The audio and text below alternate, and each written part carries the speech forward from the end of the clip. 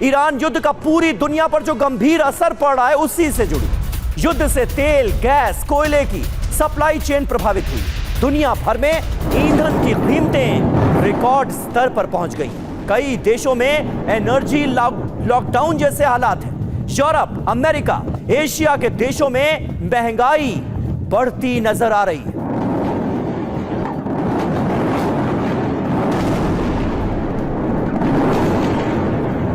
Europe हो, America हो, Asia हो, सब पर अब इस जंग का बड़ा असर पड़ता हुआ नजर आ रहा है। जगह जगह महंगाई बढ़ रही है, क्रूड ऑयल की कीमतें आसमान छू रही हैं और मार्केट धराशायी होती हुई नजर आ रही है। डोनाल्ड ट्रंप के फैसलों के बाद, इस जंग के बाद जो असर पूरी दुनिया पर पड़ रहा है, आज उसकी विशेष तौर पर करेंगे बात। जी हां, तो ईरान जंग और दुनिया तंग। डीजल, पेट्रोल, सीएनजी, पीएनजी, ये सब कुछ अब महंगा है, महंगाई बढ़ गई है और इसका सीधा असर हर चीज पर है। और सामानों की ढुलाई की लागत में बढ़ोतरी हो गई है, इससे भी महंगाई बढ़ी है। उर्वरक, रसायनों के उत्पादन में भी गिरावट, जिससे कृषि उत्पादन पर भी असर वो भी घटा है। फैक्ट्रियों का उत्पादन धीमा या फिर बंद हुआ है, इससे एक रोजगार संकट भी पैदा हो गया है कई जगहों पर। क्या हुआ ग्लोबल असर, ये भी देखिए दुनिया के अलग अलग हिस्सों में कैसा प्रभाव रहा है। तो सबसे पहले हम बात करें ब्रिटेन की, तो वित्तीय मदद की इमरजेंसी योजना बनाई गई है ब्रिटेन की तरफ से लोगों को मदद, आर्थिक मदद पहुंचाने के लिए। वहीं ऑस्ट्रेलिया और न्यूजीलैंड की बात करें, मध्यम वर्ग को राहत, टैक्स में कटौती। कनाडा में भी कार्रवाई की गई है, एक्शन लिया गया है।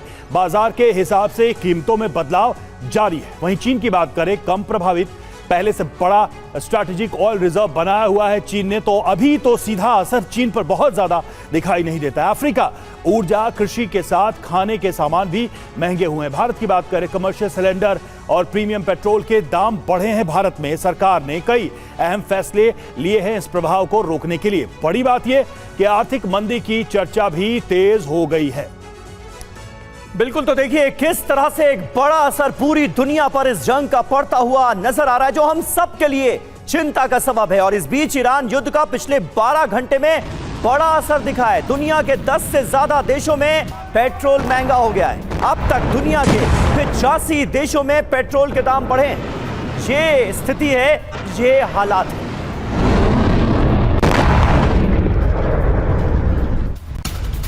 और अमेरिका में पेट्रोल की कीमतों में उछाल आया है। जी हां, $4.19 प्रति गैलन पहुंचा है दाम। और तेल बाजार में अस्थिरता से कीमतें बढ़ रही हैं। अमेरिकी उपभोक्ताओं पर आर्थिक दबाव बढ़ा है।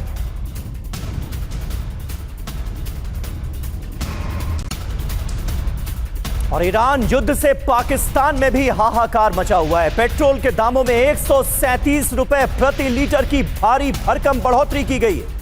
डीजल भी 184 रुपए प्रति लीटर महंगा हुआ।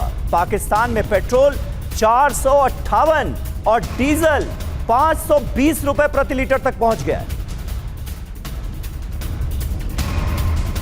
तो देखिए ये बड़ा असर सीधे तौर पर नजर आ रहा है।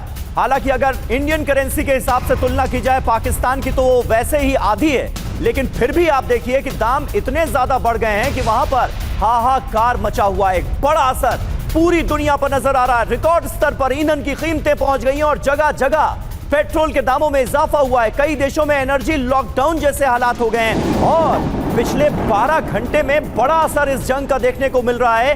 10 से ज्यादा देशों में पेट्रोल की कीमतों में इजाफा कर दिया गया है और पाकिस्तान के तो कहने ही क्या, पहले से ही गर्त में है देश, और इस जंग ने उसकी और ज्यादा कमर तोड़कर रख दी है।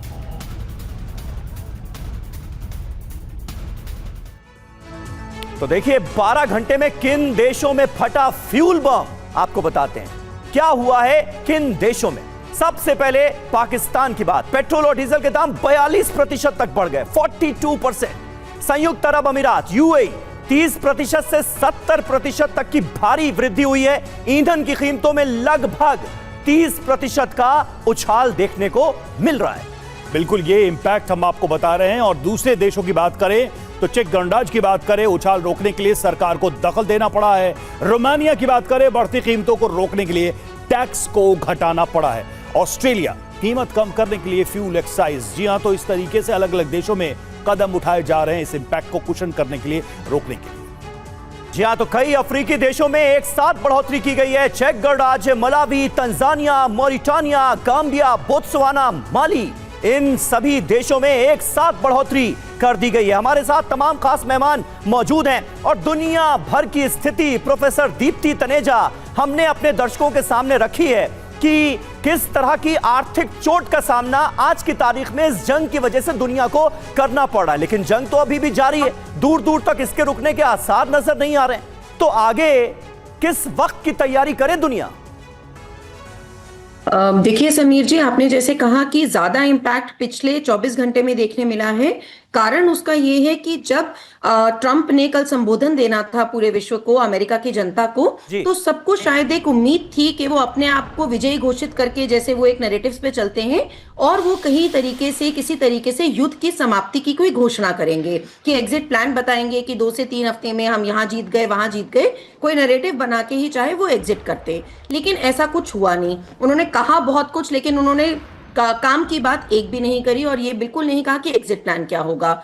अब देखिए, जो वैसे भी युद्ध की स्थिति बनती है तो इन्फ्लेशन होना और ग्रोथ रेट्स कम होना एक स्वाभाविक सी प्रक्रिया होती है। चाहे आप 73 की बात करें जब योम किपुर वॉर्स हुई थी, जिनको रमदान वॉर्स भी कहते हैं, चाहे आप 91 गल्फ वॉर की बात करें, 2003, 2011, 13, सब में बहुत मेजर इंपैक्ट इन्फ्लेशन पे पड़ा था। तकरीबन डबल से ट्रिपल इन्फ्लेशन की दरें पहुंच गई थी। अब यहां तो मिडिल ईस्ट खुद इंपैक्टेड है और बार बार रिफाइनरीज पर हमले हो रहे हैं, ऑयल रिजर्व्स पर हमले हो रहे हैं। तो ऑयल की सप्लाई स्पेशली यूरोपियन देशों में, तो यूरोपियन देश तो वैसे ही मिडिल ईस्ट में सऊदी से, यूएई से, वहां से तेल आते थे, तो वहां पे बहुत ज्यादा इंपैक्ट पड़ा है। यूएसए में खुद, जैसे कि आप भी बता रहे हैं, जो वहां गैसोलीन के दाम है डबल से ज्यादा हो गए हैं। तो ऐसे में भारत ने भी अपनी तरफ से जो सिचुएशन कंट्रोल करने के लिए जितना कर सकते थे, पहले सेंट्रल एक्साइज ड्यूटी को कम किया, फिर उसके बाद कल आया कि एटीएफ फ्यूल को आप अभी 25% से ज्यादा पर मंथ नहीं बढ़ा सकते हैं, वहां पे कैपिंग लगाई गई।